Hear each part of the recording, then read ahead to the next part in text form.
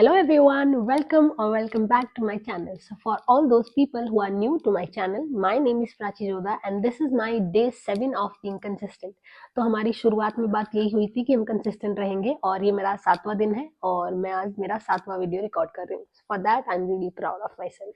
Okay, so आज हम किसके बारे में डिस्कस करने वाले हैं. पहली चीज तो ये है कि आज मैं वीडियो थोड़ा जल्दी रिकॉर्ड कर रही हूँ. कितना बज रहा है? लगभग 4:05 हो रहा है. मैं यूजुअली शाम में रिकॉर्ड करती हूँ ऑफिस से आने के बाद, बट आज संडे है तो हम जल्दी रिकॉर्ड कर रहे हैं. मैं जस्ट अभी नहाकर निकली हूँ, बाल थोड़े मेरे गीले हैं.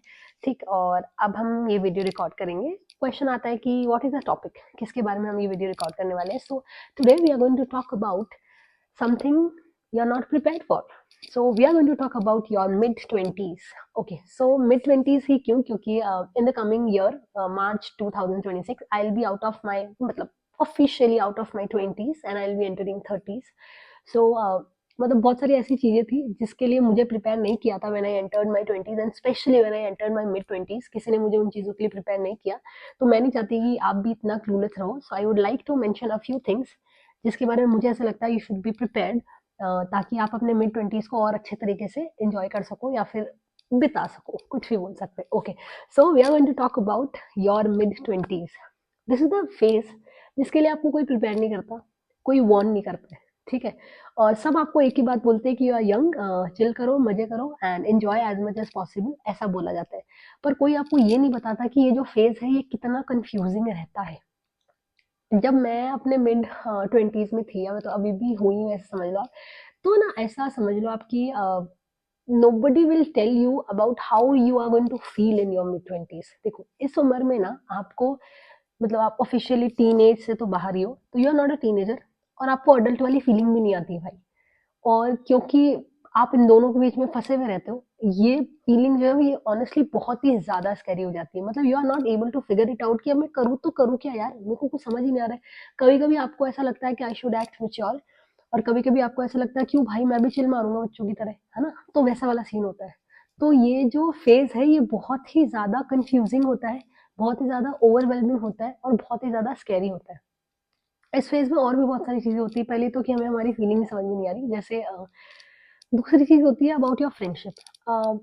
मतलब जिन लोगों के साथ आप बड़े हुए हो, या जिन लोगों के साथ में अपने अपने स्कूल बिताई है, या मे बी आपने अपनी कॉलेज बिताई है. ठीक है, वो लोग मतलब जिनके साथ में आपको ऐसा लगता था कि यार I am going to spend my entire life with this particular person, या फिर ये तो मेरा दोस्त जिंदगी में रहने वाला है, दिल स्टार्ट ड्रिफ्टिंग अवे. ठीक है, वो लोग दूर होते जाएंगे. जिन लोगों के साथ आप बड़े हुए हो, पहले उनके साथ आपके थॉट्स मैच करते थे, अब आपके थॉट्स भी उनके साथ मैच नहीं करेंगे. आपकी प्रायोरिटीज चेंज हो जाएगी और आपको ज्यादा लोग अपने आसपास चाहिए भी नहीं होंगे. ठीक है, मतलब मुझे ऐसा लगता है अब आप लोगों के पीछे भागने से ज्यादा, मतलब instead of chasing people, you are going to chase peace. और ये पीस को चेस करते करते आप बहुत सारी चीजें पीछे छोड़ देते हो. और जब आप उनको पीछे छोड़ते हो तो आपको बहुत सारी चीजों का गिल्ट भी होता है. This is your mid 20s. तो मिड 20s में सारी दोस्तियां जो आपको ऐसा लगती थी जिंदगी भर मेरे साथ रहने वाली है, वो सारी दोस्ती पीछे छूट जाती है यार. मतलब दिस इज वेरी स्ट्रेंज. मतलब मुझे ऐसा लगता था यार ये दोस्त तो मेरे साथ जिंदगी भर रहेगा, या ये दोस्त तो मेरे साथ जिंदगी भर रहने वाली है, हम तो हमेशा फॉर एवर बेस्ट फ्रेंड रहने वाले हैं. वो दोस्त आज कहाँ है, क्यों है, कैसे है, क्या कर रहे हैं, मुझे नहीं पता. ठीक है, तो जैसा आपको बोला जाता है ना वैसा नहीं होता है ना. और जैसा होने वाला है वो कोई आपको बताता भी नहीं है. उसके अलावा ये फेज में ना आपकी रिस्पॉन्सिबिलिटीज बहुत ज्यादा बढ़ जाती है. Responsibilities in all the terms. पहली चीज, आप अपने करियर को स्टेबल करने की कोशिश करते हो and that is again a very very big deal. बहुत सारे लोग फिगर आउट भी नहीं कर पा रहे कि वो क्या करना चाहते हैं या क्या चीज करने में उनको खुशी मिलती है. सब लोग इस उम्र में रेट रेस में लग जाते हैं कि यार ठीक है, मेरे को पैसा कमाना है, I want to earn so that I can take responsibility जो भी मेरे सर पे आने वाली है. और nobody is able to figure it out कि वो एग्जैक्टली करना क्या चाहता है. वो बस रेट रेस में लगा हुआ रहता है. तो ये हो गई आपके करियर की बात. ठीक, उसके अलावा आप अपनी हॉबीज को पीछे छोड़ देते हो क्योंकि अभी आपकी प्रायोरिटीज जो है वो शिफ्ट हो गई है, चेंज हो गई है. आपका माइंडसेट भी चेंज हो गया है. आपको अपने जैसे माइंडसेट वाले लोग पसंद आने लग गए और आपको कम लोगों से बातचीत करना पसंद. जैसे अगर मैं अभी बात करूँ अपने ऑफिस में, तो ऑफिस में बहुत सारे लोग हैं यार, पर मेरी हार्डली, मतलब ऐसा नहीं कि मेरी बात किसी से नहीं होती, मैं बात सबसे करती हूँ, हंस के सबसे मिलती हूँ, उसमें कोई दिक्कत नहीं. लेकिन 4-5 लोग हैं जिनके साथ मेरे को सच में बात करना और बैठना पसंद है. उसके अलावा I do not like people because they, उनका जो माइंडसेट है या उनका जो पॉइंट ऑफ व्यू है वो मेरे साथ मैच नहीं करते. तो वो है कि वैसा वाला सीन हो जाता है। तो ऐसा नहीं है कि I hate people, but I hate being around people with whom I am not comfortable and with whom I do not share my opinions with। तो ये एक चीज़ हो जाती है। तो काफ़ी सारी रिस्पॉन्सिबिलिटीज़ आती है और ये वो उम्र है जिसमें आप ट्रांजिशन कर रहे हो, and transitioning is not an easy thing. बहुत ही डिफ़िकल्ट हो जाता है। इस उम्र में ना आप अपने बहुत सारे लोग अपने पेरेंट्स से दूर हो जाते हैं, एंड वो फीलिंग भी गिल्ट आपको लाके देती है। जैसे फॉर एग्ज़ाम्पल मैं अपने पेरेंट्स से दूर हो गई थी। After my 12th I went for my coaching, and coaching के बाद में I went to my college for under graduation. तब भी मैंने हॉस्टल में थी, फिर मेरा मास्टर्स में था तब मैं पीजी में थी। तो मैं दूर ही रही हूँ आफ्टर माय 12th। और वो दूर रहने के बाद में एक टाइम पीरियड आता है मिड 20s में, जब आपको हिट करता है कि यार मैंने अपने पेरेंट्स के साथ में टाइम ही नहीं बिताया है जब मैं समझदार होने लगी। मतलब तब तो मैं बच्ची थी, तब तो मुझे याद भी नहीं है कि मैं कैसे बिहेव करती थी, और अब जब सच में ढंग से बिहेव करने का या चीज़ों को एनालाइज करने का मौका आया, तब मैं अपने पेरेंट्स के साथ ही नहीं हूँ। ये अलग तरीके का गिल्ट है जो आपको फील होता है। तो काफ़ी सारी चीज़ें हैं जो मिड 20s में चेंज होती रहती है। करियर हो गई, आपकी रिस्पॉन्सिबिलिटीज़ हो गई, आपके रिलेशनशिप हो गए, धीरे-धीरे ड्रिफ्ट अवे करते हैं। बहुत सारे ऐसे रिलेशंस हैं जो आप शुरू से चेरिश करते आ रहे थे और आपको ऐसा लगता था कि यार इसके साथ मुझे रहना है, या इस इंसान या ये मेरा फैमिली मेंबर है, ही और she is very close to me. और हो सकता है कि आपको कुछ समय बाद में उनसे वो वाइब ही ना आए, या आपको उन उस कुछ समय के बाद में उनके और आपके थॉट्स ही मैच ना करें, और हो सकता है कुछ ऐसी इश्यूज़ भी हो जाए जो आपको उनसे दूर कर दे। तो बहुत सारी चीज़ें हैं जिनमें बदलाव आता है। ये जो फ़ेज़ है ये बहुत ही ज़्यादा कन्फ्यूज़िंग, बहुत ही ज़्यादा ओवरवेलमिंग होता है। हम फ़िगर आउट ही नहीं कर पाते कि what exactly is happening with us, और मतलब बस हम ट्रांज़िशन करने की कोशिश कर रहे हैं। लेकिन आप बहुत सारी चीज़ें अगर अनलर्न करते हो तो आप लर्न भी करते हो। ये फ़ेज़ वो फ़ेज़ है जिसमें आप इवॉल्व करते हो, evolve in all the terms possible. ठीक, आप अपनी मेंटल हेल्थ को प्रायोरिटाइज़ करने लग जाते हो। अब आपको उन लोगों के बीच में नहीं बैठना जो आपकी मेंटल पीस को हैम्पर करते हैं। तो वो चीज़ हो गई कि you have started prioritising your own self. वो काफ़ी बड़ी चीज़ है, पर ये आप इस ट्रांज़िशन में सीखते हो। इस ट्रांज़िशन में आपको पता चल जाता है कि what is more important for you. और मुझे ऐसा लगता है कि मैंने अपने मिड 20s में आई शिफ्टेड माय मतलब मुझे पहले मेरा माइंडसेट अलग था। अब मुझे ऐसा लगता है कि फैमिली इज़ एवरीथिंग।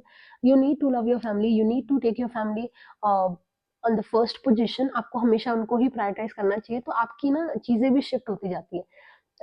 आपको खुद के लिए टाइम निकालना ज़रूरी हो जाता है। You need to prioritise yourself as well, क्योंकि आपको वैसे भी इस उम्र में खुद के साथ रहना ही पसंद है। मतलब एक उम्र थी जब मैं अपने बैचलर्स में थी, या फिर मैं अपने मास्टर्स के शुरुआत के सेमेस्टर में थी, तब I used to hang out a lot with my friends. अब ना मतलब I can not even say yes to the people who are asking me to hang out. क्यों? क्योंकि मुझे ऐसा लगता है कि अब मैं जाके करूँगी क्या? मैं क्या बात करूँगी? और अगर मैंने कोई बात करी और वो उस पे एग्री नहीं किया तो? मैं ऐसे नहीं बोल रही कि मेरी बात पे सबको एग्री करना चाहिए, लेकिन हमारे थॉट्स तो मैच करें, मतलब हमारा इंटेलेक्ट तो मैच करे, हम कहाँ पे किस लेवल पे बात करें वो तो मैच करना ही चाहिए। तो वो जब मैच नहीं करता, that is a big big turn off for me. फिर मैं उन लोगों के बीच में नहीं बैठती हूँ यूजुअली। तो आप ना इस उम्र में सेलेक्टिव लोगों के बीच में बैठते हो, सेलेक्टिव चीज़ें डिस्कस करते हो, आपको ज़्यादा अपनी कंपनी पसंद आने लग जाती है apart from being with your friends और दूसरे लोगों के साथ। तो ये वो फ़ेज़ है जिसमें आप ट्रांज़िशन कर रहे हो, जिसमें चीज़ें बदलती हैं, जिसमें आप इवॉल्व करते हो, जिसमें आप अनलर्न करते हो और फिर लर्न भी करते हो। So this is a phase जिसके लिए आपको कोई प्रिपेयर नहीं करेगा। आपको नई-नई चीज़ें पता चलती है जब आप इस फ़ेज़ में जाते हो, और वो चीज़ें कभी-कभी तो बहुत ही सही रहती है। आपको ऐसा लगता है अच्छा यार मेरे साथ ऐसा हो रहा है, मेरे को ये सीखने को मिला, मेरे को ये देखने को मिला। पर कभी-कभी आप बहुत ही ज़्यादा ओवरवेल्म फ़ील करते हो और आपको कुछ समझ ही नहीं आता कि यार हो क्या रहा है। एंड इस उम्र में ना यू कैन नॉट इवन, मतलब मुझे ऐसा लगता है कि you can not even go to your parents to ask for the help. आप जा ही नहीं पाते हो क्योंकि आपको पता ही नहीं है कि यार मैं उनसे बात करूँ तो करूँ क्या?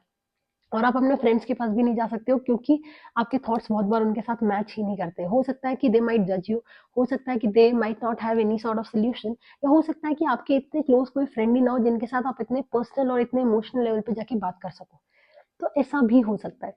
तो मैं यही कहना चाहूँगी कि जो मिड 20s है, these are very difficult, and if you are entering into this phase, please note down all the points that I have mentioned, and please try to work on those points, and उनको पहले ही अपने दिमाग में रखो so that you are prepared for those points, and you do not feel, मतलब आपको वैसा फील ना हो जैसा मुझे फील हुआ था, स्कैर्ड, कभी-कभी बहुत ज़्यादा ओवरवेल्म्ड, कभी-कभी बहुत ही ज़्यादा मतलब अनसर्टेन। ऐसी फीलिंग आपको नहीं आनी चाहिए, क्योंकि जैसे हर कोई इंसान उतना मेंटली स्ट्रांग नहीं होता कि ये सारी फीलिंग्स वो झेल सके। कुछ लोग ऐसे होते हैं जिनको समझ में नहीं आता और वो फिर इसी फेज़ के अंदर गुम हो जाते हैं कहीं न कहीं, और कुछ लोग ऐसे होते हैं जो बहुत ही स्ट्रांगली उस फेज़ से बाहर निकल कर आते हैं। तो मुझे ऐसा लगता है कि मैं वो इंसान हूँ जिसने ये फेज़ अब ऑलमोस्ट खत्म कर दिया है, और मैं एज़ अ पर्सन बहुत ही ज़्यादा ग्रो हुई हूँ इस फेज़ के अंदर। मैंने काफ़ी सारी चीज़ें सीखी है, काफ़ी सारी चीज़ों से सबक लिया है, काफ़ी सारे लाइफ़ लेसन्स हैं जो मैंने सीखे, और मैं वो हमेशा अपने साथ ज़िंदगी में रखने वाली हूँ। और मैं मेरे जितने भी छोटे भाई-बहन हैं, उन सबको यही चीज़ें के बारे में सिखाऊँगी, इन्हीं चीज़ों के बारे में लेसन दूँगी कि भाई ये चीज़ें हैं जिनके ऊपर आपको काम करना पड़ेगा। ऑल्दो वो भी उसी उम्र में है या उस उम्र से कभी ना कभी गुज़रेंगे, तो उनको भी समझ में आ जाएगा, बट एट लीस्ट मैं उनको प्रिपेयर कर देती हूँ कि these are the points and these are the things you are going to face, and then you might even struggle on those points and on those phases. तो please prepare your self. तो यही चीजें हैं कि अगर आपको ऐसा लगता है कि you are not prepared for that phase, या फिर if you are transitioning into that phase, please note down my points जो मैंने आपसे डिस्कस करें, क्योंकि these are very very important and these might help you in your coming phase. So that was all for this video. I hope I made certain changes, and I made certain points, and I made certain sense in what I talk and what I spoke about. So यही था जिसके बारे में मुझे आज discuss करना था। Again that was a very raw and unfiltered video. जिनको शायद मैं समझ में आ गई हूँ या मेरे थॉट समझ में आ गए, they might hear me for the entire जितने 11.5 मिनट के लिए। और जिनको नहीं समझ में आ रहा, नेवर माइंड, कोई दिक्कत नहीं है, ज़रूरी नहीं हमारे थॉट्स मैच हो। So that's it, and will meet again in another video for that. So till then, bye, have a good day.